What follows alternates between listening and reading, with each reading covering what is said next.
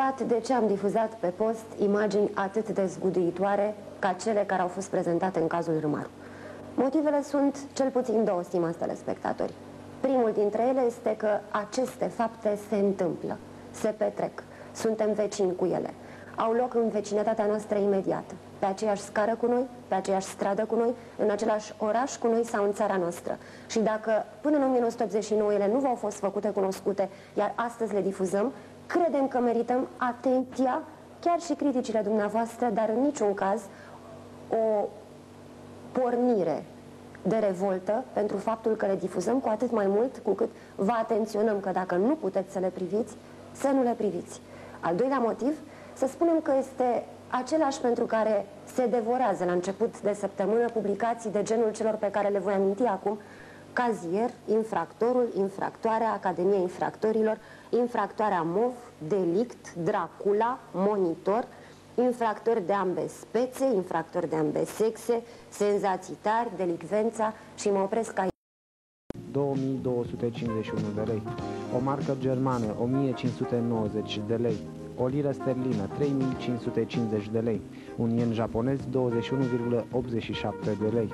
Un franc francez, 459 de lei. Un franc elvețian, 1972 de lei. 100 lire italiene, 141 de lei. Un gulden olandez, 1418 lei. Un șiling austriac, 226 de lei. 100 lire turcești, 4,40 de lei.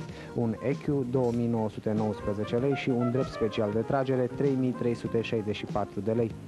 La casele de schimb valutar din București, moneda americană oscilează la cumpărare între 2350 și 2630 de lei, iar la vânzare între 2400 și 2660 de lei. Marca germană variază la cumpărare între 1650 și 1860 de lei, iar la vânzare între 1700 și 1880 de lei.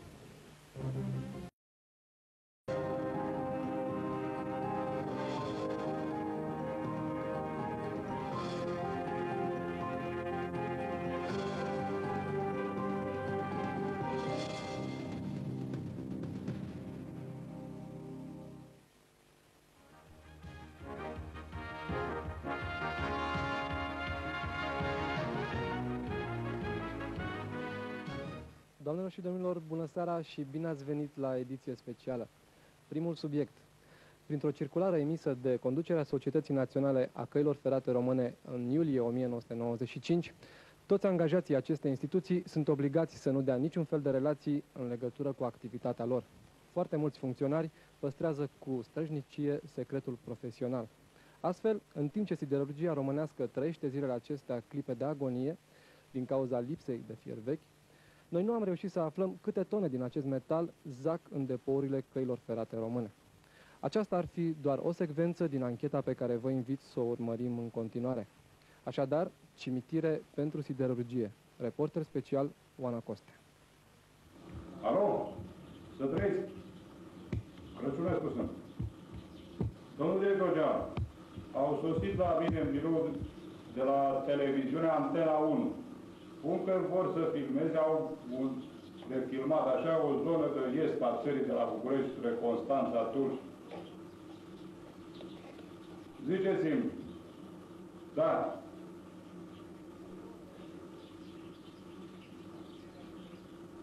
Da. Păi dimpotrivă că... Deci...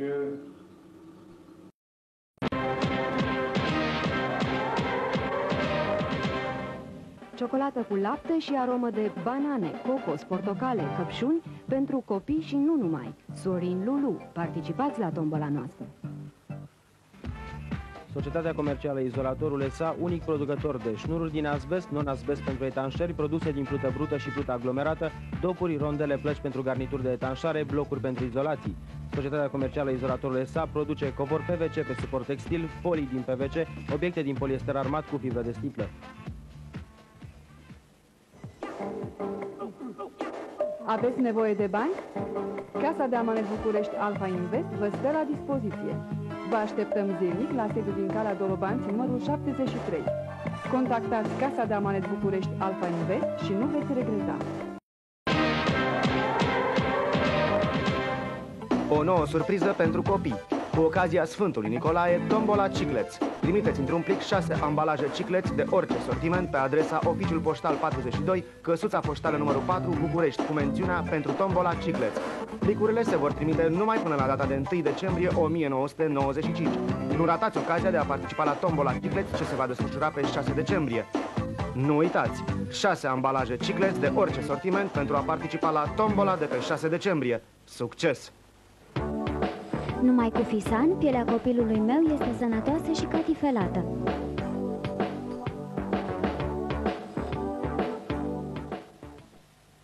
Tombola Sorin Lulu. Trimiteți 5 ambalaje de ciocolată Sorin Lulu pe adresa Șoseaua București-Ploiești, numerele 25-27 și puteți câștiga un autoturism Dacia 95, un frigider, un televizor color, 2 combine muzicale, 2 biciclete și numeroase alte premii. Nu ezitați, participați la tombola noastră. Numai cu vitaminele Your Life atingeți performanța maximă, recomandată de Comitetele Olimpice al Statelor Unite și al României, calitate garantată de cel mai mare producător de vitamine din Statele Unite.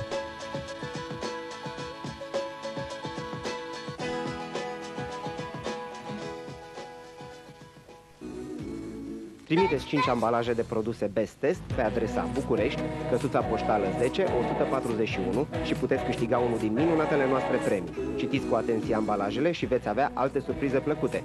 Best Test. Bucurie pentru toate vârstele. Best Test. Trăiți într-o țară europeană. Locuiți într-o capitală europeană. Cumpărați Stonefly. Confort, rezistență, tehnologie.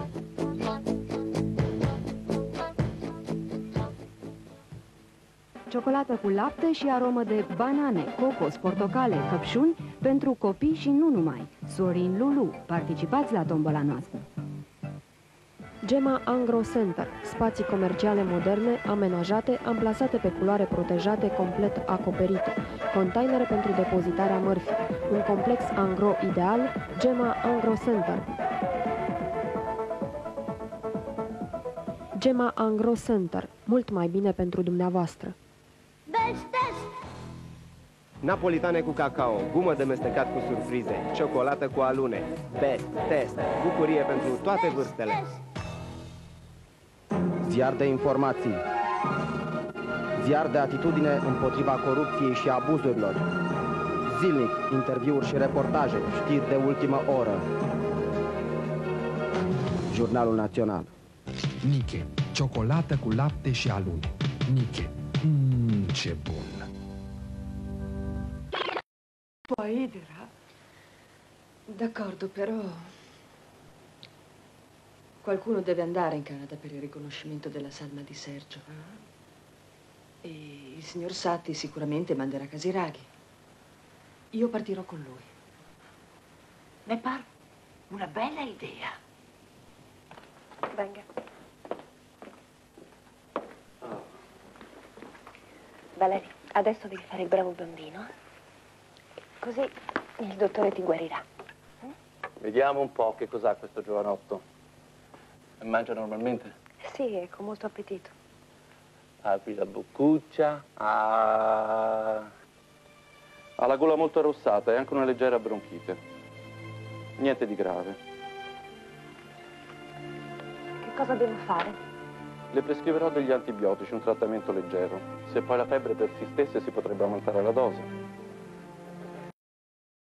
Să-și sugerabele, păsările migratoare se întorc din tropice, zele de mult la soare, o microscopice. Toată lumea din ogradă cântă fără pauză, doi cocoși se iau la spadă, nu știu din ce cauză. Un curcan stă sus de-o până, nu vrea să se bucure. Oțul roșu îi atârnă, pare ca un ciucure. Dar vivei bătrânul n-are de când postul mare toate merg.